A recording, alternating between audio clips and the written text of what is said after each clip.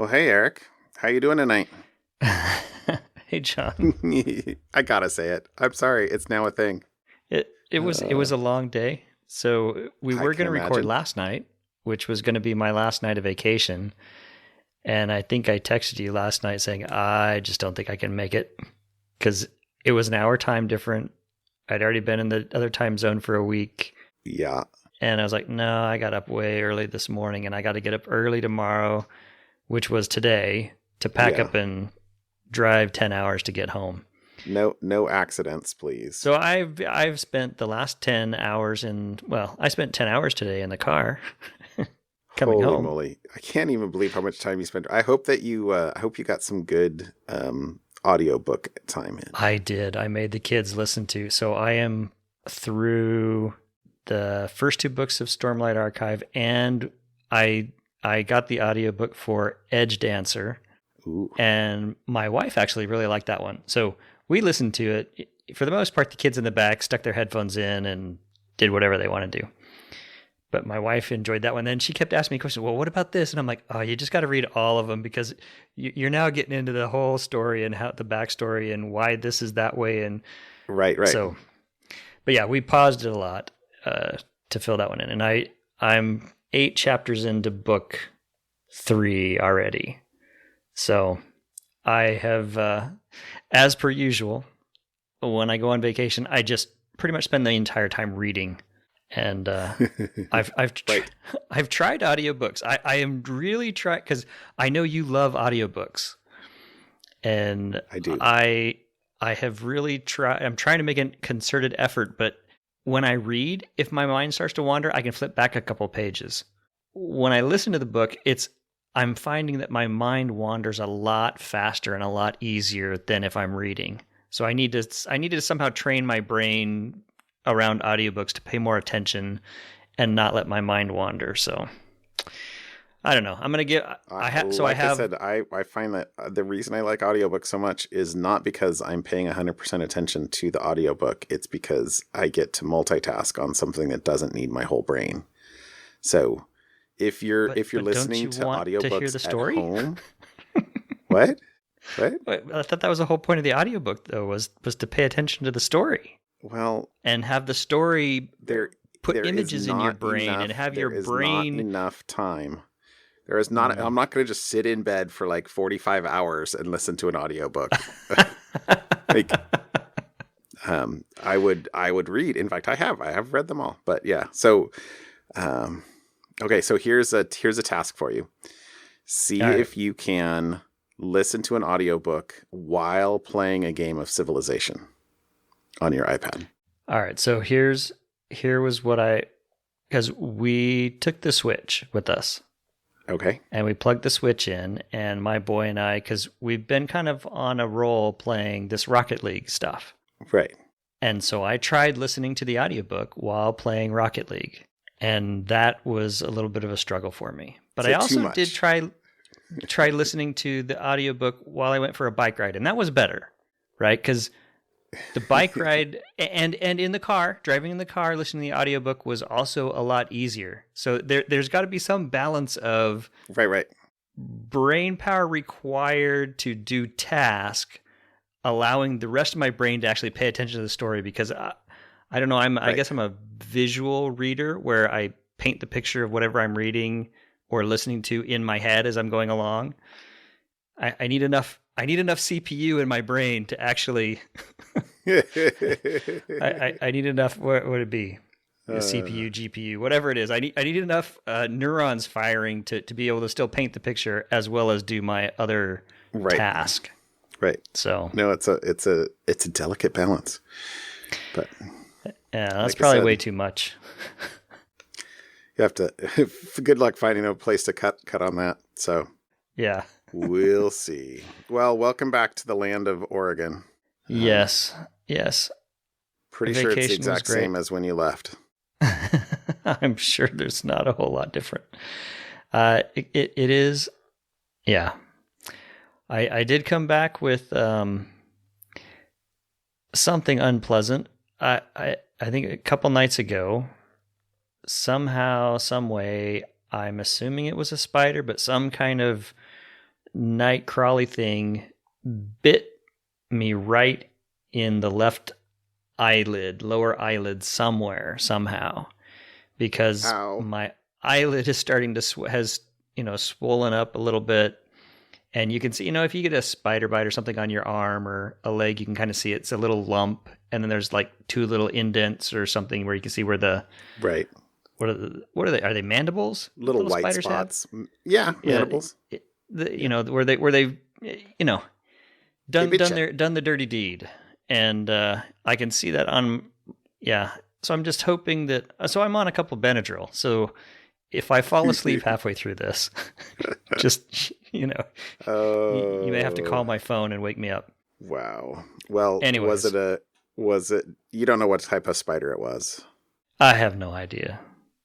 I mean, it doesn't itch a lot. And I don't feel, I can still see, it's not like it's messing with my vision. So I'm assuming it was just the regular run of the mill house spider kind of thing. So we'll see. Wow. Well, I will tell you, they're small story. So this was many years ago, probably 15 years ago, because it was when I was living in Utah. My wife woke me up middle of the night. There's a black widow on my face. There's a black widow on my face. And I was like, okay, it's just a dream. Go back to sleep. It's okay. She's like, no, get up, turn on the light. I'm like, okay, whatever. So I get up, I turn on the light. She's like, look in that corner right over there. I'm like, oh, there's a black widow over there. She's like, yeah, it was on my face. And evidently, like in her sleep, she had like grabbed the spider and flung it off of her face. And I was very dismissive of, oh, it's just a nightmare. What are you doing? Don't worry about it. Go back to sleep. That gives me the willies. Yeah. Not one of her best memories, I'm sure. We used to have black widows growing up in Northern California, and that was always a fear. Running around in the backyard was running through and finding yourself with a black widow on you, which happened a few times. And as an 8, 9, 10-year-old kid, that's very traumatic because you hear the death stories of the black widow. So yes, exactly. Anyways, exactly. Well, I can empathize. That's exciting. I can empathize. Yes. Yeah. No, thank you. No, thank you. Well, let's see. The one thing I was going to mention that I had another a little bit of a saga this past weekend while you were on vacation. It was one of my things was that we have a pressure washer that my wife wanted to use, and we haven't used it actually for a couple of years. So it's just been sitting in the shop. So I pull it out and I put gas in the gas tank, and then the gas just runs straight out. Like no ifs, ands, or buts, in one end out the other. Yeah. And I can see that it's kind of coming out near the carburetor. And, so, I tip it back, and there's actually a shut-off valve that I did not see at the time, but I tipped it back so that, that it couldn't run forward. And I was like, what do I do? So, anytime you have a small engine, anything, it's, you got to rebuild the carburetor. I'm like, okay, so let me go see about a carb kit for this thing. And I've never actually done this myself. I've paid to have it done a number of times, but I was like, well, I need to learn how to do this. So, and this is my thing, the Amazon and Apple and Facebook, and they all testified in front of Congress last week. And, I would like to support local. I support local where I can, but I go to the auto store to find, where to buy a carb kit. And it was like $40, and not for my specific model. It was basically a fix it yourself kind of thing. I'm like, this is maddening. So I look at the model on Amazon, and $17.99 I can get not just a rebuild kit where you have to actually take it apart and carefully fix things. No, it's complete replacement carburetor and all the gaskets and everything else for $17.99, and I can have it next day. I'm like, well, so I literally bought it in the parking lot on the outside of the auto store, as I was like, well, so much for that. But that was one of my triumphs this past weekend. Was I replaced the carburetor, and it just fired up and worked perfect. Well, we didn't actually use it, so I probably should hold off any celebration until it's run for like a half an hour or so. But at least from a did it work before and does it work after? It seemed to be just great. So yeah. Anyway, that was one of my things. Kind of a yay, I could do it, or I did it, and also Amazon, you're just so good. I can. I have taken to, if I need something, Googling it, looking at who all the sellers are, seeing if there's a local, or a store local, and then checking Amazon to see what the price differential is. And so I guess in a small triumph, I don't know if Guitar Center, if that's a local store or not, considered local store. It's a chain, but there is one. Instead of buying it from Amazon, the cost for the thing I bought from Amazon was the same as the cost from Guitar Center for this little thing I wanted to get. And Guitar Center, you could buy it and then have it shipped to the store. And there's a Guitar Center right down from my house. Right. But it was going to take, a week. Well, guess who was on vacation for a week? So I said, all right, I will give this local-ish store, I suppose, a try. The money, because it was the same cost whether it was Amazon or not. And I got a text a couple of days ago saying, hey, your thing is now in our store. Come pick it up. And here's the process for picking up during COVID kind of thing. So tomorrow for lunch, I'm going to run down and pick up the thing I got. Okay. Not from Amazon. Okay. Well, yeah. Good for you. Well, I broke down, what did I buy on Amazon? Oh, isopropyl alcohol. I've given up. I've searched every store.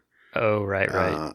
And COVID is keeping it, and my 3D printer really needs to be cleaned out, and I need isopropyl alcohol, and it does not exist locally as far as I can tell.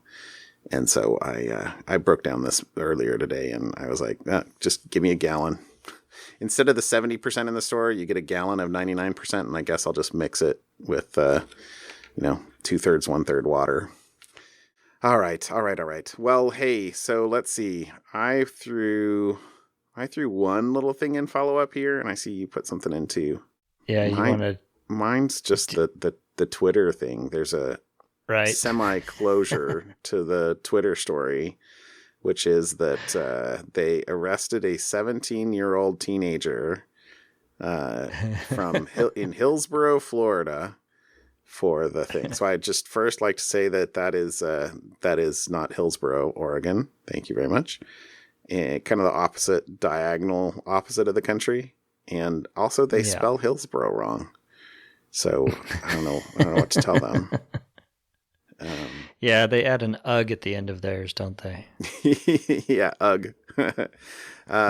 Yeah. So I don't think there's too much more about this. I mean, I'm a little, I don't know. The speculation in the article that we'll link in here is that they are not, the federal agencies are not charging him because if he faces federal charges, he can't be tried as an adult, but the state will let him be tried as an adult. And so I don't know. I don't really know where I come down on that. But anyway, I guess at this point, there's the story will probably come out a little bit farther down the road, but it sounds like it was maybe just a basic case of social engineering. They tricked somebody into giving them a, username and password, or they had the username and tricked them into giving the password or something like that, over the phone, pretending to be IT support or something like that. Yeah. Don't ever give out your password. Nobody should ever ask you for your password. No. Not in any situation. So if anybody is ever asking you for your password, that is wrong, because in the worst of all cases where IT needs to do something, they have your account. And so they can reset your password to something they know and then reset it and make you change it the next time you log in. There's no case that I can think of or that I have ever thought of that should result in you giving your password to somebody else. I will be curious to see what happens as more stuff comes out.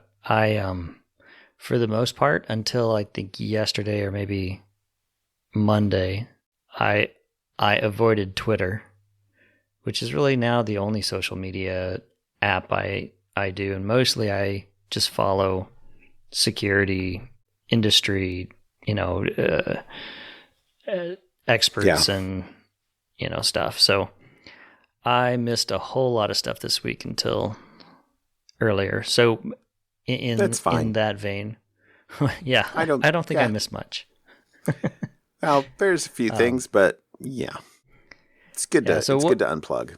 Yeah. So one of the things that I stumbled across, we've talked about Zoom a number of times, was a security researcher who had basically taken the idea that, well, Zoom passwords by default, we've been using Zoom at home for personal use now. My wife and kids, the kids for school, and my wife to meet up with some friends and some other things that she's been doing personally. And it defaults to a 6-digit password. It's with some of their security updates to help avoid the Zoom bombing is you have a password so that, people just can't log in. Well, a security researcher discovered that, hey, if it's just a 6-digit numeric password, what would happen if I try all 1 million of those passwords? And the vulnerability basically was the Zoom web client wasn't actually doing any rate limiting and wasn't doing any, cross-site request forgery checking. Yep. So, the researcher you could basically take one token and try it on average of 500,000 times and get in. Yep. And so he went and loaded up using the power of, I think he said AWS, so a cloud service provider, and could loop through all 1 million passwords in just a matter of minutes, and then pretty much gain access to any password protected meeting, assuming he knew what the meeting ID was initially. And, he reported the issue to Zoom. They took the web client offline. It got fixed. This was back in April, I guess. So the attack no longer works. But one of those reminders that if you're doing something online, don't assume that it's going to, as hard as you try, don't assume that it's 100% private. Well, the larger issue there that I've seen a bunch of these things over the years too, is you shouldn't presume that things are iteratable, or enumerable. If you've got user IDs, you don't want to say, oh, you're user 1, and then have an API that says, /users/1 or something like that for an ID, because, that in that way you have a user 2 and a user 3, and users can guess, or an attacker can guess a 2 and a 3. And then if you have a vulnerability, boom, now you're subject. Whereas if there's if it uses a GUID or some other larger monotonically incrementing number, then you can't just guess what somebody else's ID might be. Right. There's been a lot of those over the years, and the general sort of security practice is make sure that in any API that you're exposing, you can't move from one record to another. Unless it's intentional in a list of items, right. But that kind of thing. Anyway, it's a common vulnerability for somebody who's not a security, maybe versed in secure development. Yeah. Well, that's a good one. That's a good one. Welcome back to Zoom. Yeah, they've been they've been pretty quiet as far as vulnerabilities go for the last couple months. I have been happy with how well how easy it is to use with the other less technical people in my family. Yeah. It's pretty much click and go. And the UI is, anyways, I don't need to turn this into a Zoom ad. There have been a lot of Zoom meetings in our house. My son plays Dungeons and Dragons with a bunch of his buddies over Zoom. Yeah, many weeks, maybe not most weeks, but many weeks. And, they've got 9-hour Zoom sessions. All right. How about a topic this week, since you were out of things? Yeah, I found two that I thought were interesting. I don't know if there's a whole lot to say about them, but they hit my, this is interesting. So the first one is about a disinformation group. And in my head, this is all around, being with family for a week. Eventually politics comes up. And so oh, exciting. Fortunately, most of us are all at least all in the same ballpark, from a political standpoint. So there was not angry ravings and whatnot going on. But what this article caught my eye is as we stare at sites like Facebook and Twitter or wherever we're getting our news from, especially in today's age, it's a lot like an echo chamber, right? Can be. Where if you are in charge of selectively consuming, who is sharing the news with you, you can tune out of people who don't generally agree with your opinion. And so you start to become an echo chamber. So the news story that I picked up is out of Wired, and the security firm FireEye released a report on a disinformation-focused group that they're calling Ghostwriter. And this group has been around apparently since March 2017, and they've been heavily focused on putting out disinformation about NATO and U.S. troops in Poland and the Baltics and that region. And they post fake content, all over social media to pro-Russian news sites. One of the things that triggered me on this article is they have now started to do, instead of just trying to flood social media with pro whatever side of the issue they are interested in, they have started hacking into the content management systems of news websites and posting the stories directly in the news website, as opposed to being outside the news website and trying to drive stuff to their own thing, to their own websites. Put their, I hate using the term fake news at this point because it's a trigger word, but they put their disinformation with the spoof in email, social media, op-eds that they have written, and put those right into the content management systems of the news site. So it would be like hacking CNN or the New York Times and posting a story as if you were the New York Times, which was not written or edited or anything from someone from whatever that website was. And kind of got me thinking about, as we go into this current election season, how are people going, legitimate news sites now have to probably pay a lot more attention to what they're actually publishing and how long they're publishing things and secure things that way, which they probably already are doing now. But it's just the disinformation that is out there is just going to get worse. So as Wired typically is, very long and very well written. Interesting. So this says it targeted media sites in Poland, from Poland to Lithuania, specifically about fake stories about U.S. and NATO military aggression. Oof. All right. And then my second article is a phishing article. And I know this one is the phishing campaigns where you get an email that says, click here to do X, Y, or Z. And if you're not paying attention, you'll click there. And instead of going to the site you think, like your bank or credit card or wherever, you end up going to bad guy's website. This is a team of security researchers from Google, PayPal, Samsung, and Arizona State University. They spent an entire year doing research on phishing and how users interact with phishing pages.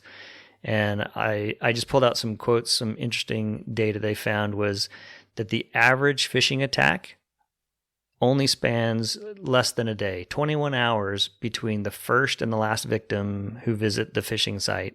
And then once, that phishing site is detected, 7 hours elapse prior to the browser starting to warn you. If you've ever been on, in your Gmail account on the web, you probably, if you go into your spam folder, you can look and they'll have a big red header bar saying, "This appears to be a phishing website. Be careful if you click." And, the browsers will do that. The Google Chrome will do that as well, for example. And so that there is, once the browser starts warning people, there's still another 7 hours before it, hits peak, because not everybody's getting browser updates, etc. And one of the things it says here is the research team called the interval between the start of a campaign and the deployment of those phishing warnings inside the browser. So the time where no one is informing you, the user, that something is amiss, that's when the attackers get most of their victims.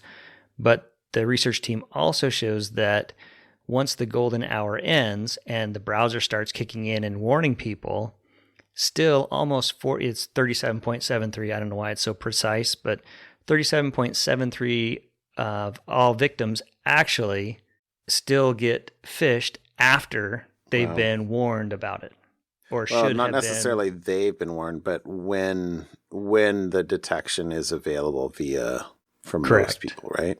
Correct. Yeah. When the browser should be starting to warn them that, hey, this may be a phishing site. So there you go. Wow. Less than a day. Wow. Be wary of what you're clicking on, people. Always. No, it's a critical thing to know too. And, it's a good reason to also say why it's so important to have, cloud protections enabled for things like, URLs, security, etc. Right? Because if you're only updating, I don't know, at least in classic anti-malware systems, if you're just downloading content and you're not using cloud security, you might update once a day. Well, if the whole thing's over and done in 20 hours, 21 hours, you're not gonna get protection down to the endpoint. It's got to be from calling web secure web. Right. It has to be zero install on your endpoint. It needs to happen in the cloud for it to be of any use, really. That's good. Hey, I see you pulled a Nice. Wired article as well. We did not collude on the fact that I chose a Wired article too. No, but I did. My first article is actually about Medtronic insulin pump hack. So do you remember it was a Black Hat in 2018 that they gave the talk. These two researchers gave a talk saying that they had, hacked a insulin pump. I do remember that. Do you remember that? Yeah. Yeah. So you know what the company that makes the pump did between then and now? Fixed the bugs, issues, and released a new firmware update. No, they did nothing. Yeah. So essentially there was a quote in here that basically said, nothing has changed between when we gave our Black Hat talk and 3 weeks ago. So, but what the same couple of folks did here was they went ahead and built an app to exploit the vulnerability that they had done. Now, they didn't release, as far as I could tell from the article, which was quite long, like you said, a Wired article, well written. They didn't release it. They built an app, and then they demonstrated the app to, I think it said, I didn't pull out this comment, but I think they said they demonstrated it to like Department of Homeland Security or something like that, and Medtronic, who's the manufacturer, 3 weeks ago, because Black Hat's actually going on right now, and virtual Black Hat. And so they presumably they were going to have another talk at Black Hat. So they gave a demo 3 weeks ago, and then the company issued a voluntary recall the week after that. But basically this app will, in the, what would you say this? Not overzealous, hyperbolic, maybe. Hyperbolic is, here's the app with a kill button. Because you could assume, this is the whole point with insulin pumps, you could click the button to continuously dispense insulin, which would potentially be very dangerous to somebody, or prevent it from, when they click the button, from actually dispensing insulin themselves. Right.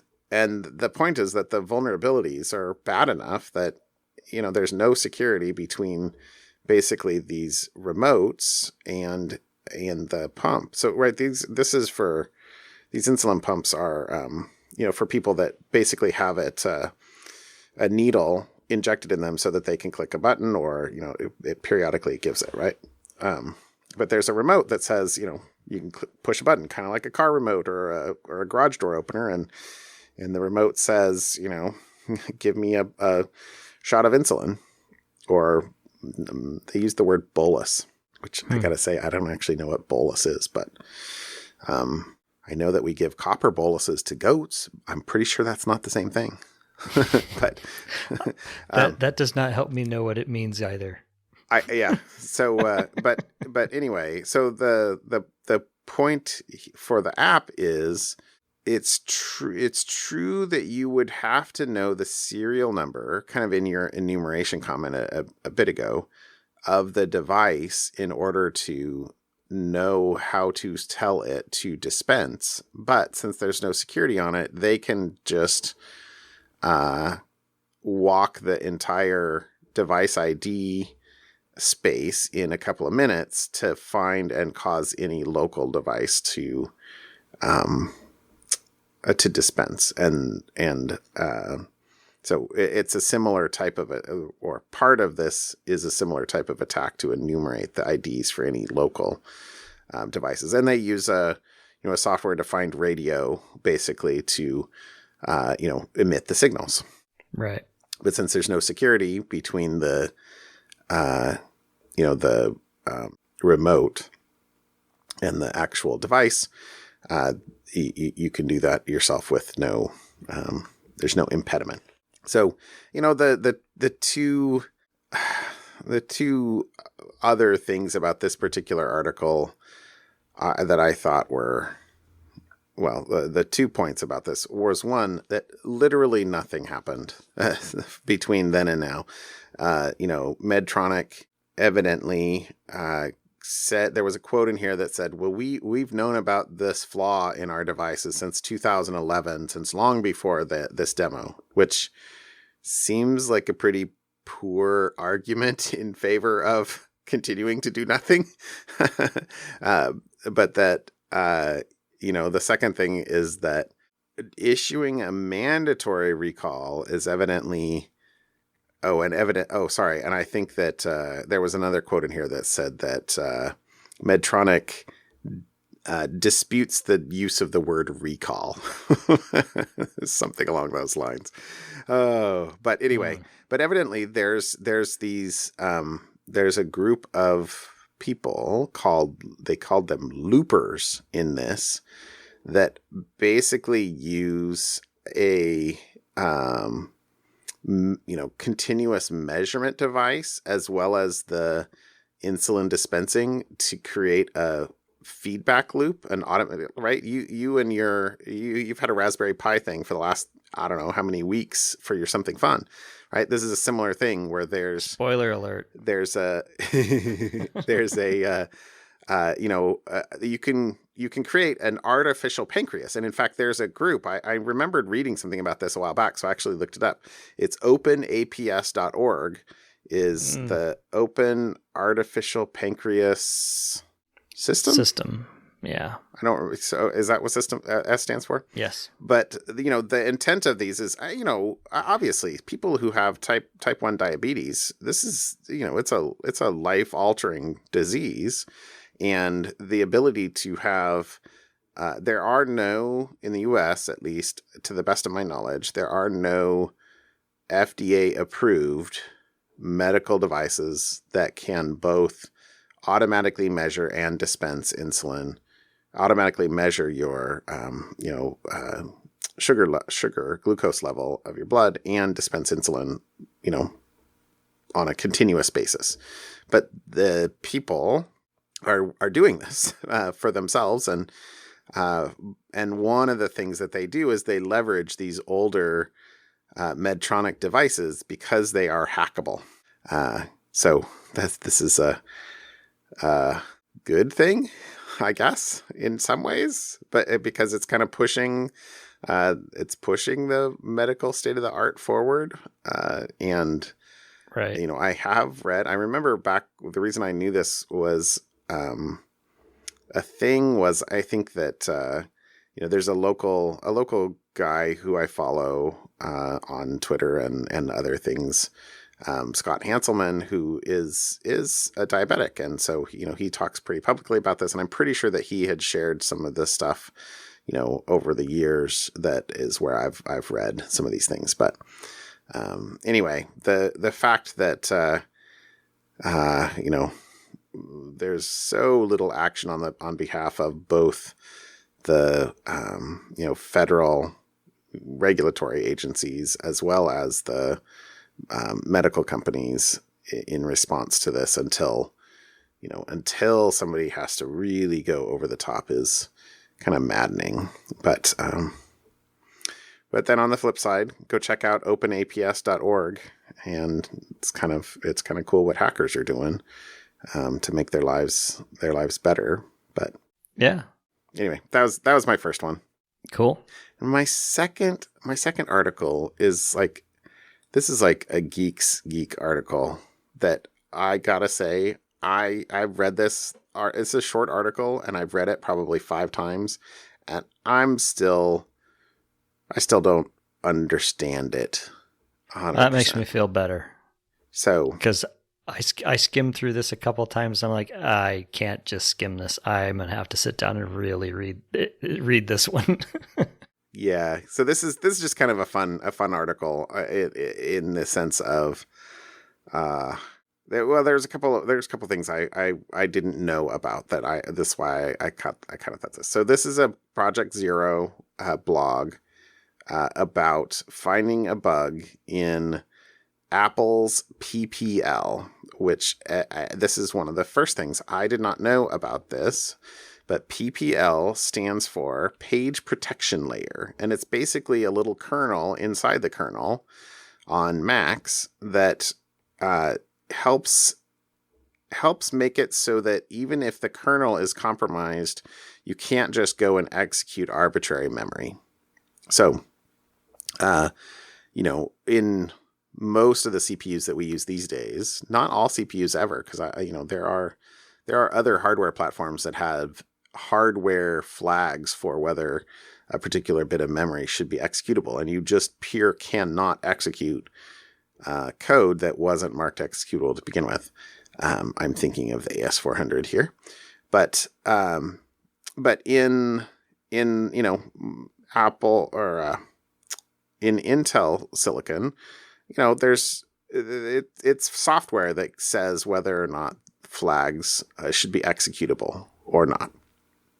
And in general, so what they're doing here is, if the kernel is compromised for some reason, and you don't have this other layer of protection, then the kernel can, you can just flag something and run away and execute it.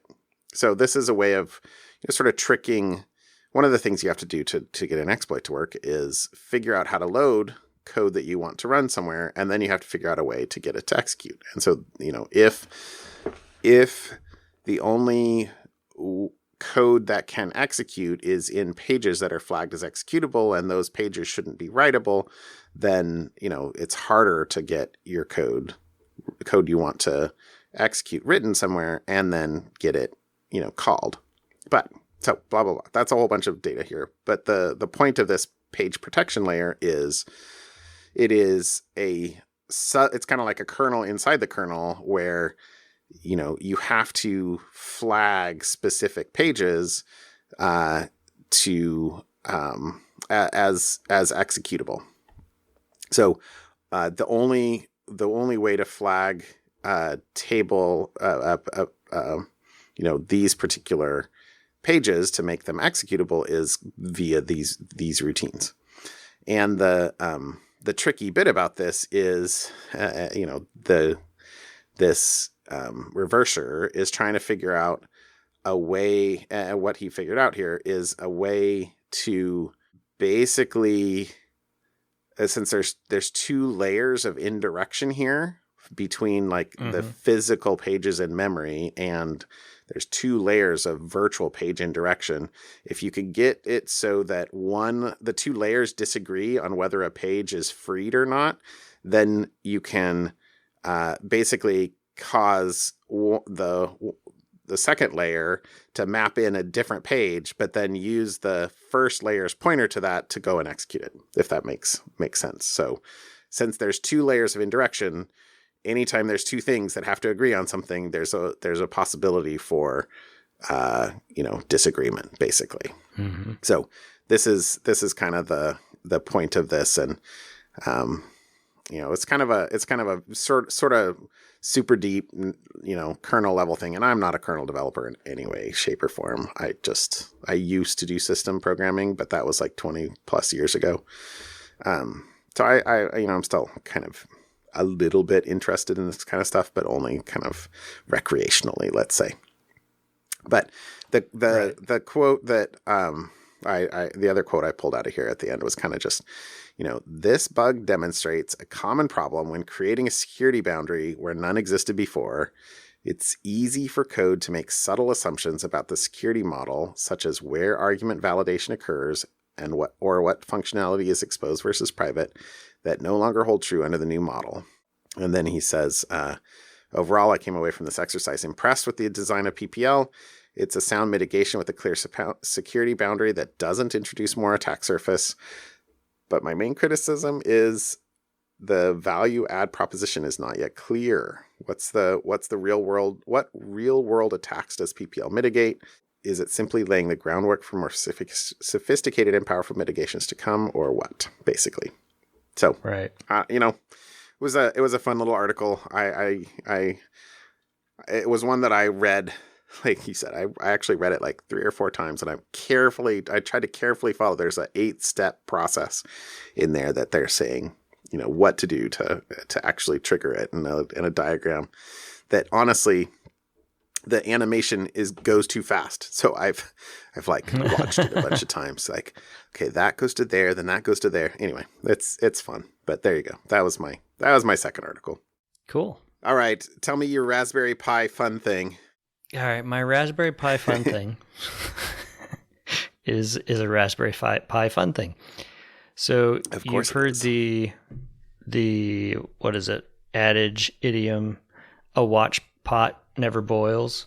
I have. Well, somebody, an enterprising YouTuber. So, hey, at least I'm up with you with the YouTubers. Oh, geez. Basically decided, hey, I wonder if I could actually build something so that when you do look at a watch pot, it won't boil.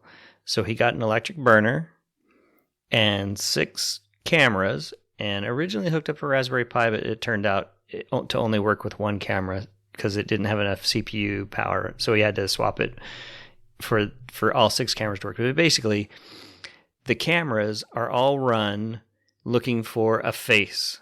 And as long as it detects a face, it will not turn on the power to the kettle on the electric burner. As soon as there is no face in the camera, then it goes. So really, it was just a fun face detection project. But the YouTube video is great, the YouTube video is linked in the article that I'll throw in. But I thought that was a cool idea. It's not something I'm going to go and half build like everything else in the world. I seem to be doing it these days. But I thought it was fun. Okay, that's pretty funny to actually have a watch pot never boil in reality, not just a figure of speech. That is pretty funny. I gotta say that the guy's T-shirt is awesome. Do you read his T-shirt on the image there? No, I did not. Now I gotta see what did I miss. It says, "You matter. Unless you multiply yourself by the speed of light squared, then you energy." So I missed that. It's a physics joke. It's the first thing I saw there. Sorry. I like that. Yeah. So. Okay, that is stunt worthy. Stunt worthy. Very nice. All right. What did you got? Hilarious. I see your quote, your note. Okay, I gotta go back. I don't remember. But I have not linked it. What? Oh, okay. Yeah, you can't. Sorry, this is like a 12-minute video, so it's gonna take you a while to watch. You can't. No, we're not gonna sit here. But this is the title of the video is "Let's Build a Time Machine with Pickles and Sadness." So this is from my son. Basically, we've got like a family chat that we do, and it's mostly used for exchanging memes. And this was one that he posted on here, and because he's got my number, because at the end of the day, this is also about physics. So, and the reason why it's my something fun today is because this had one of the best explanations of subatomic particles that I have seen, which is kind of cool. And it's just kind of in passing. So a couple things. First of which is the video is crude. Sorry. He uses language in there. So don't be playing it on audio. But if you are offended by, a few words, then okay, don't watch it. I